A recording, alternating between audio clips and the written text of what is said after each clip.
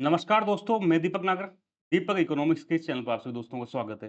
दोस्तों, एक आज बहुत ही इंपॉर्टेंट न्यूज़ सामने आई है। भारत सरकार ने एक बहुत बड़े जाने-माने इकोनॉमिस्ट हैं इंडिया के, आप सबने नाम सुना होगा नीलकंठ मिश्रा जी।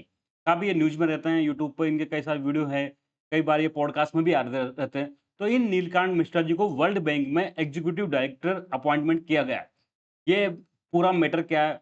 थोड़ा-सा इनके बारे में भी डिटेल में जानेंगे, कुछ वर्ल्ड बैंक के बारे में जानेंगे, एग्जीक्यूटिव डायरेक्टर का वर्ल्ड बैंक में काम क्या होता है, ये सब के बारे में दोस्तों हम आज वन बाय वन करके डिस्कस करेंगे। सबसे पहले आप न्यूज़ देखिए। Economist Neelkanth Mishra appointed India's executive director एक वर्ल्ड बैंक। बेसिकली क्या हुआ, जो नीलकंठ मिश्रा जी हैं, जाने-माने इकोनॉमिस्ट हैं तो आप सब जानते ही हैं। इनको जो वर्ल्ड बैंक आप सबके वो इसके बारे में जान सुना ही होगा। इसके बारे में हम आगे डिटेल में डिस्कस करेंगे।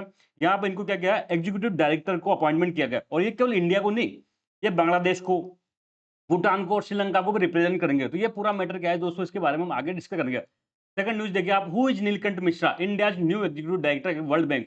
वो क्या है भाई, इंडिया का जो नए एग्जीक्यूटिव डायरेक्टर हैं, कहाँ पे, वर्ल्ड बैंक पे हैं।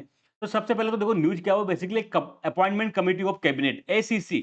आप सबने इसका एसीसी का नाम सुना होगा। तो कैबिनेट की कई सारी कमेटी होती है।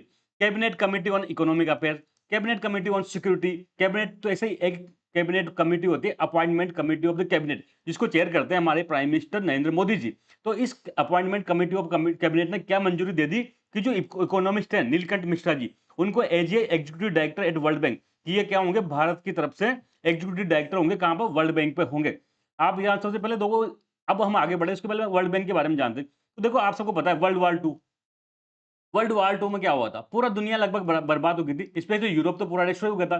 तो वर्ल्ड वॉर 2 के बाद दुनिया का ग्लोबल का फाइनेंशियल स्ट्रक्चर कैसा हो, इसके संबंध में एक कॉन्फ्रेंस बुलाई थी। बहुत फेमस कॉन्फ्रेंस है, आपने सुना होगा नाम, ब्रेटन वुड कॉन्फ्रेंस। ये कहाँ, अमेरिका में हुई थी दोस्तों, ब्रेटन वुड कॉन्फ्रेंस।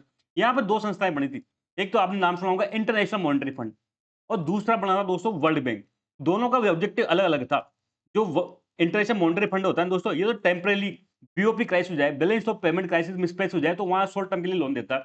लेकिन दोस्तों वर्ल्ड बैंक होता है वो लॉन्ग टर्म के लिए, डेवलपमेंट के लिए लोन देता है।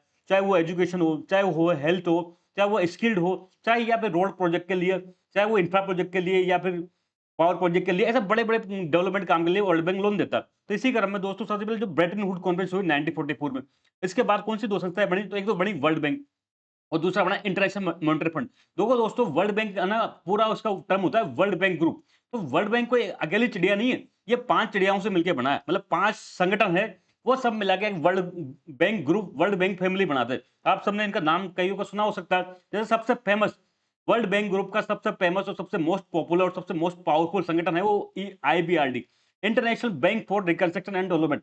कई बार इस आईबीआरडी को दोस्तों अकेले में वर्ल्ड बैंक कह देते हैं, लेकिन क्योंकि सबसे इंपॉर्टेंट संस्था यही है वर्ल्ड बैंक की। सेकंड दोस्तों है आईडीए, इंटरनेशनल डेवलपमेंट एजेंसी। ये क्या करती है, सॉफ्ट लोन देती है, बिल्कुल सस्ते दाम पर, न के बराबर, लगभग विदाउट इंटरेस्ट ऐसा लोन देती है। एक थर्ड होता है इंटरनेशनल फाइनेंस कॉर्पोरेशन। फोर्थ होता है मीगा, मल्टीलेटरल इन्वेस्टमेंट गारंटी एजेंसी।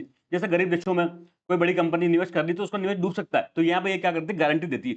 एक थर्ड फिफ्थ होता है दोस्तों आईसीएसआईडी। बेसिकली ये क्या होता है, कोई इन्वेस्टमेंट किया कोई बड़ी कंपनी ने कोई देश में, अब वहां कोई विवाद हो गया, डिस्प्यूट हो गया, तो एक एजी क्या करता है, डिस्प्यूट सेटलमेंट का काम करता है दोस्तों। क्या करता है, डिस्प्यूट सेटलमेंट का काम करता है आईसीएसआईडी।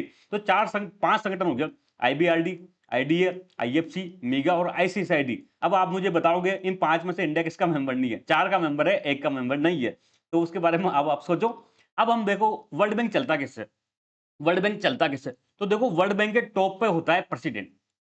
वर्ल्ड बैंक के टॉप पे कौन था, जैसे इंडिया में प्राइम मिनिस्टर होता है, ऐसे दोस्तों वर्ल्ड बैंक पर टॉप पे होता है प्रेसिडेंट, जो ओवरऑल वर्ल्ड बैंक का बॉस होता है, और सारे बड़े डिसीजन यहाँ के होते हैं, सारा मतलब क्या होता है, एग्जीक्यूटिव पावर सब कुछ इसके पास होती है।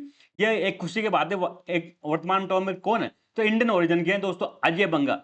हालांकि ये रिकॉर्ड रहा है कि आजादी के, मतलब आजादी नहीं, 1945 की बात से जब से वर्ल्ड बैंक बना, इसके प्रेसिडेंट हमेशा क्या होते हैं, यूएसए ओरिजिन के होते हैं, यूएसए के होते हैं। बाकी देशों का कोई प्रेसिडेंट आज तक बना नहीं।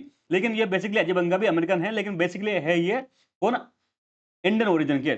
और इसका नीचे होता है दोस्तों एक एग्जीक्यूटिव बोर्ड होता है, जिसको क्या कहते हैं, कई सारे एग्जीक्यूटिव डायरेक्टर मिलकर बनते हैं। ये डे टू डे का काम देखते हैं। ये यही बात होगी, प्रेसिडेंट तो क्या हो गया हमारा, जिसमें इंडिया में प्राइम मिनिस्टर होता है, और एग्जीक्यूटिव डायरेक्टर क्या हो गया, जैसे हमारे मंत्री वगैरह होते हैं, काउंसिल ऑफ मिनिस्टर होते हैं। तो ये डे टू डे का काम देखते हैं। तो इसी प्रकार से दोस्तों वर्ल्ड बैंक के टॉप पे होता है प्रेसिडेंट, जो उसका टॉप ऑफिसर कह दूं मैं, कौन है, अजय बंगा जी।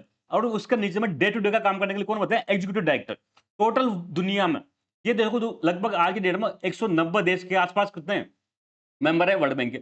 ये 190 देशों से मिलके कितने बनते हैं? टोटल 25 ईडी भेजते हैं। तो एक देश का एक ईडी तो हुआ नहीं, कई सारे ग्रुप देशों का ग्रुप से क्या होता है, एक ईडी बन के आता है। तो ओवरऑल कितने होते हैं? टोटल 25 एग्जीक्यूटिव डायरेक्टर होते हैं जो 190 देशों को रिप्रेजेंट करते हैं। इंडिया का जो ग्रुप है, इंडिया का ग्रुप है दोस्तों, जो इंडिया का एग्जीक्यूटिव डायरेक्टर होता है 4 देशों को रिप्रेजेंट करता है। 4, इट रिप्रेजेंट 4 कंट्री। कौन-कौन से देशों को? जो इंडिया का एग्जीक्यूटिव डायरेक्टर बनाया इंडिया ने एग्जीक्यूटिव, ये 4 देशों को वर्ल्ड बैंक में रिप्रेजेंट करता है। कौन-कौन से? इंडिया तो है ही से, इसके अलावा बांग्लादेश, इसके अलावा Bhutan, Sri Lanka. Very, very important, आपको ध्यान रखना दोस्तों, ये इस बार बनाया तो न्यूज़ में रहा है तो इंपॉर्टेंट हो सकता है कि भारत का वर्ल्ड बैंक में एग्जीक्यूटिव डायरेक्टर कितने कंट्री को रिप्रेजेंट करता है। तो it represent total 4 countries, India, Bangladesh, Bhutan और श्रीलंका। ठीक है, इसके बाद अब नीलकांत मिश्रा जी का आप तो नाम सुना ही होगा, जाने माने इकोनॉमिक्स। दोस्तों ये 3 साल के लिए अपॉइंटमेंट हुई है। वर्ल्ड बैंक में एग्जीक्यूटिव डायरेक्टर की जो पोस्ट है वो 3 इयर्स के लिए अपॉइंटमेंट होती, तो अपॉइंटमेंट फॉर 3 ईयर्स। अब ये किसको रिप्लेस करेंगे? तो इनका नाम आप ध्यान रखना, परमेश्वरन अय्यर। क्या नाम है? परमेश्वर अय्यर दोस्तों, रिटायर्ड आईएएस है। इन्होंने जल में, वाटर के क्षेत्र में दोस्तों काफी अच्छा काम किया हुआ है, इंडिया में काफी फेमस रहे हैं, रिटायर्ड आईएएस हो गया। और है ना, वाटर सेक्टर में अभी कई खतरा, आप देखो न्यूज़पेपर, अच्छे न्यूज़पेपर, द हिंदू, इनमें क्या होते हैं, इनके एडिटोरियल आते हैं स्पेशली जल वाटर कंजर्वेशन को रिगार्डिंग। तो ये बेसिकली वर्तमान में ईडी कौन है? परमेश्वर अय्यर साहब है। ये अब इनको इनकी जगह पर कौन इनको रिप्लेस करेगा? तो नीलकांत मिश्रा जी करेंगे और 3 साल के लिए इनकी अपॉइंटमेंट होगी। ठीक है, बात यहाँ तक। दोस्तों नीलकांत जो मिश्रा जी है वर्तमान में currently serve as chief economics Axis Bank. आप सबने एक्सिस बैंक का नाम सुना होगा, प्राइवेट सेक्टर का बैंक है। इस प्राइवेट सेक्टर का बैंक एक्सिस बैंक में क्या है, वर्तमान टाइम में चीफ इकोनॉमिस्ट है।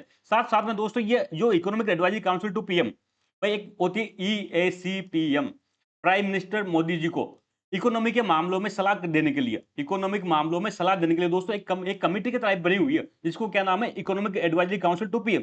अभी लेटेस्ट में इसको आपने ध्यान सुना होगा तो इसकी मीटिंग भी थी, अभी 2-3 दिन पहले इसकी मीटिंग थी।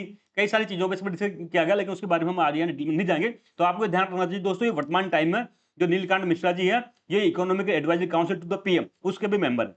तो दोस्तों ये पूरा मैटर था आज का, आई होप आपको समझ में आया होगा। हम जल्द मिलेंगे दोस्तों, तब तक थैंक यू, जय हिंद दोस्तों।